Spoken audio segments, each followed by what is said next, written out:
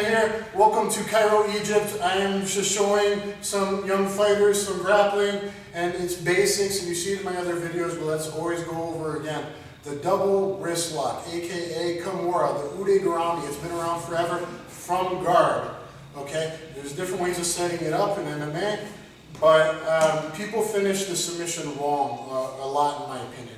Okay, in MMA especially, you'll see guys sit up and they get this and they stay linear, bone to bone. So keep your weight on and kind of like, they stay, see, I'm spine to spine, and they're cranking and cranking and cranking, and this guy's strong and he's gonna come out and he's gonna punch me and it's gonna suck. Or, keep your this, or I get it and I get it behind my leg, and then let's shoulder roll out of this. Can you roll out? Do a shoulder roll up? Yeah, if you can flip over the shoulder and roll it. Can we go? You'll see this in MMA. I think even Sam Hoger did this to a couple guys. Maybe Rashad Evans, or maybe it was Stephen Bonner versus, I think it was Rashad versus Sam Hoger, or maybe Sam versus, anyway, they had this and it was a reversal. I think it was Sam versus Rashad Evans. And I think he even got the reversal, which is great. And he's doing this, but then boom. And the guy flips over, or he goes in a mount, because he stays spine to spine. The purpose of this, and even the omoplata in mine, is submission first. It's a joint lock, it's a catch. Submit them, Catch-Jitsu, lock the lock. Your goal is to get the submission. If you can't get the submission and it turns into a sweep or a reversal, that's great. So, and I have a new way of doing this now with the single arm. We've looked at that video, it's more advanced, it's a better lock. But let's say we're here, and then I go for a pop-up sweep and knee bases. Old way I teach then is to double wrist lock, hand to hand, jump it, and now I'm at an angle. You always want to get angle of attack.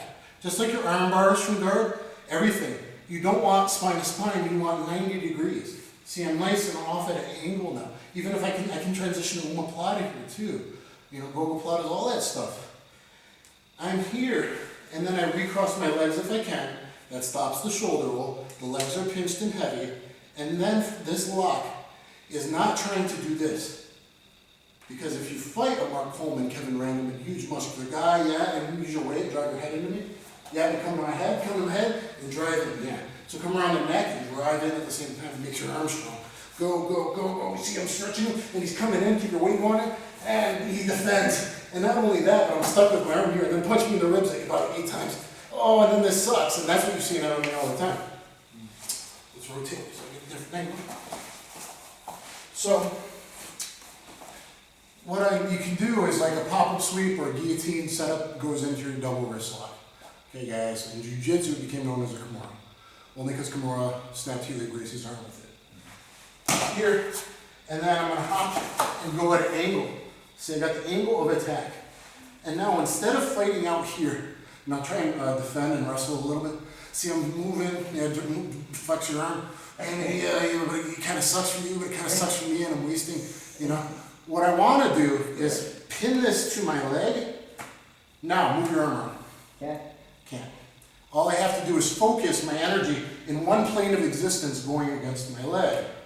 Okay? You can't, because now I'm not wrestling him. It's like weightlifting bench press versus the powerlifting strongman guys lifting a keg of beer. It's sloshing around because that's heavy, lifting a keg of beer because the weight's moving around. He has to balance the weight in different angles all the time. I don't want to wrestle his arm versus my arm because he wouldn't do it if I'm bigger, right? So he wouldn't want to wrestle my arm out here. If he wrestles my arm having to fight different angles, and if he was on bottom, I would win, right? It's simple. But if he did this and just focused about pushing the arm into the leg, he could get me because he has a good angle of attack. And then you have an angle of attack. All you do is you take the arm up the leg. You just push it to the leg. Now in the gi, you don't want to do this because he grabs the gi pants and it's hard. So you don't want to do that in the gi, but that's not what we're talking about. Here, push, push, push. And see, he's already tapping.